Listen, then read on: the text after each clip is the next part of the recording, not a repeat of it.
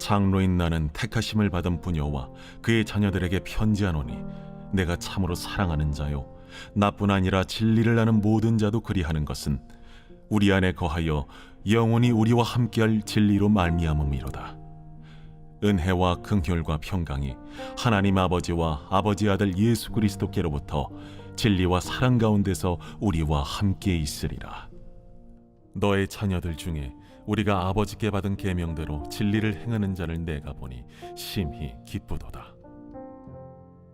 부녀여, 내가 이제 내게 구하노니 서로 사랑하자.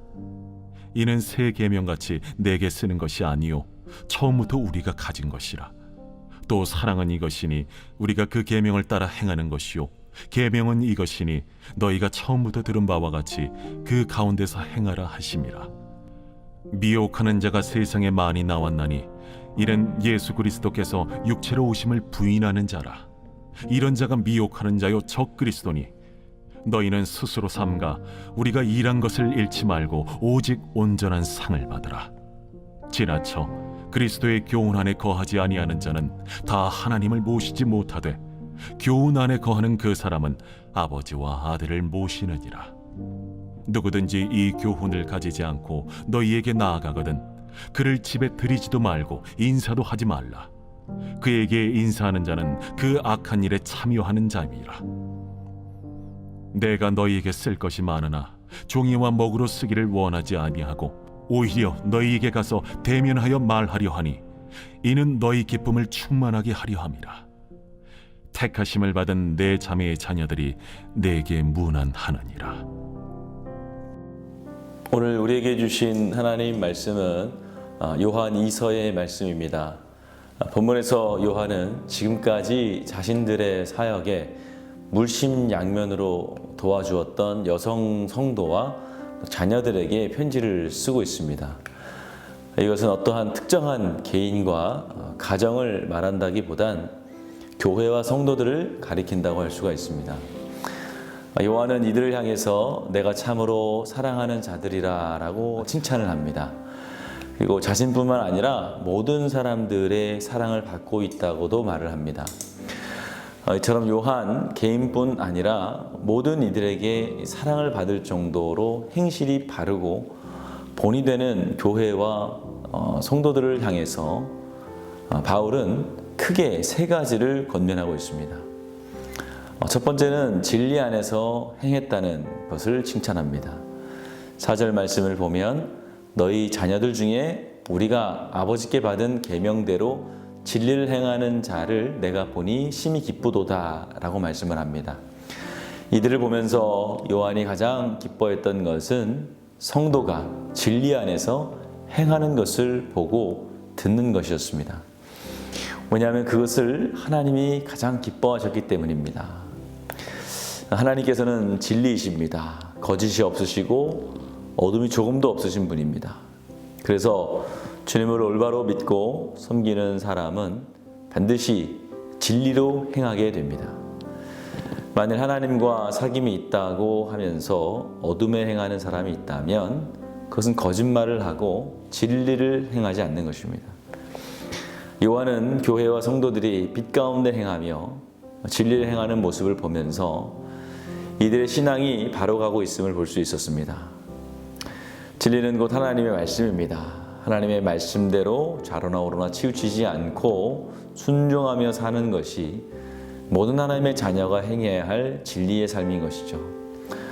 두 번째로 요한은 서로 사랑하라 라는 것을 말씀합니다. 사실 이것은 요한의 말이 아니죠. 하나님께서 이미 내 이웃을 몸과 같이 사랑하라고 말씀하셨기 때문입니다. 예수님도 서로 사랑하라고 말씀하셨습니다. 주님이 말씀하신 사랑은 가족이나 지인들에게만 해당되는 말씀이 아니었죠.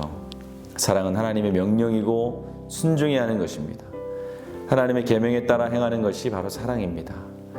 그러므로 말로만 해서는 안 되고 반드시 행함이 있어야 됩니다. 그리고 그것은 내 이웃과 내 형제에게만 하는 것이 아니라 원수까지도 사랑해야 되는 것입니다. 결국 사랑은 진리를 행하는 것이 되는 것이죠. 세 번째 명령은 거짓을 경계하라라고 말씀합니다. 이 명령은 진리와 사랑을 실천하는 것과 함께 오늘날 그리스도인들에게 꼭 필요한 말씀입니다. 우리는 거짓 교훈을 경계하고 멀리해야 합니다. 왜냐하면 거짓 교훈이 진리와 사랑을 실천하는 것을 방해하기 때문입니다. 당시 초대교회에는 명지주의자들이 활동을 했을 때입니다. 이들은 예수님이 육신을 입고 이 땅에 오셨다는 성육신을 부정했습니다. 왜냐하면 하나님은 거룩하고 또 초월적인 분이신데 어떻게 더러운 육신을 입고 오실 수 있냐는 것이죠.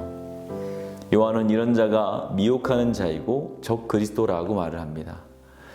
교회를 미혹하고 그리스도를 대적하는 자, 다시 말해서 적 그리스도는 단지 영지주의자만을 가리키는 것이 아닙니다.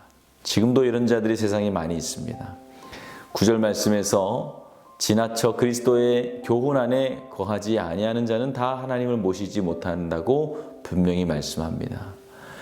9절 말씀에 지나쳐 그리스도의 교훈 안에 거하지 아니하는 자는 다 하나님을 모시지 못하되 교훈 안에 거하는 그 사람은 아버지와 아들을 모시느니라.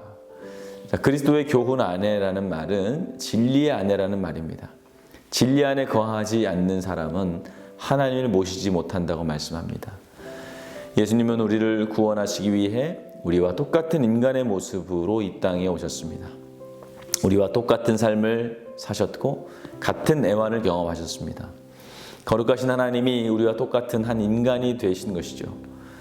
그리고 십자가에서 못 박혀 돌아가심으로 우리를 거룩하신 하나님께로 인도해 주시는 길과 진리와 생명이 되셨습니다.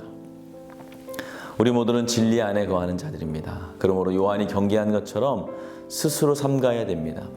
그리스도의 교훈에서 벗어난 것을 가르치는 사람, 또 책, 미디어 등 기타 모든 것에서 스스로 삼가하고 경계해야 됩니다.